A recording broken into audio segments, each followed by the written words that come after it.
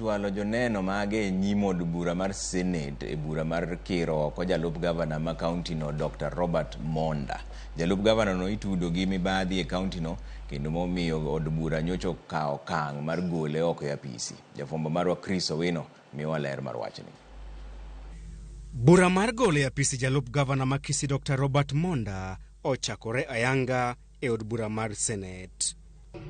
As you lead your witness in evidence, through evidence in chief, if you're referring to any document, be specific which volume and contained in which page. Okil kamaloka mag County Assembly ma Kisii opedho neno mag tiich oko Dr. Monda kuom tiyo marach kod apisi mare, ketho chik, ka achiel kod koso bidhruok e apisi. County ma Kisii okelo achiel kuom joneno magi ma Dr. Monda wachore ne okwayo asoya mar omenda maromo 800,000 mar konyo yudo tich e bad migao mar pie county no. What position were you interested in at the county government of Kisii? I applied for the position of the commercial manager. Commercial manager? Yes. Did you have the qualifications for that position?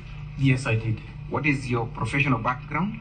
I am a graduate with Bachelor's of Commerce, accounting major. Dennis Mokaya olero ne od bura mar Senate kaka Dr. Monda ne osingo mar konyo yudo lemo makamano tok yie chwado dhoge bor mar shillings 800,000.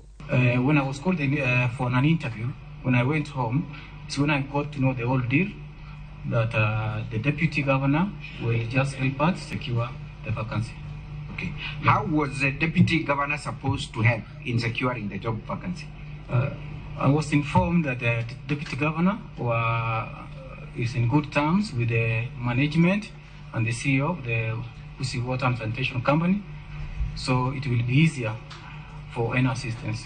Any assistance? Yes. Mokaya ma en ja ohala mar saloon ne ouso saloon mare e nengo mar shillings 500,000 kata odoko ni jaode ne okorwako paro makamano e geno mar yudo tich kendo loko ngimagi. At the time of this thing, we were aware it will demand some amount.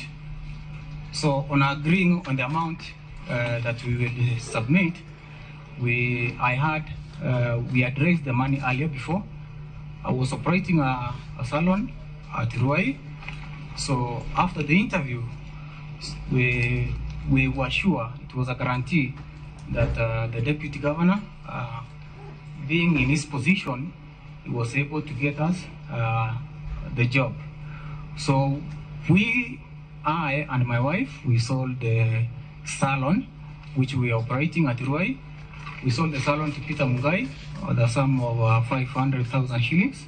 Kata kamano, Dr. Monda wachore ne obwogo ngima mar Dennis Mokaya bang' fwenyo ne ochano chwalo bura makamano ne duol mochung'ne kedo kod mibadhi e pacho kae EACC to koso miyo Mokaya tich.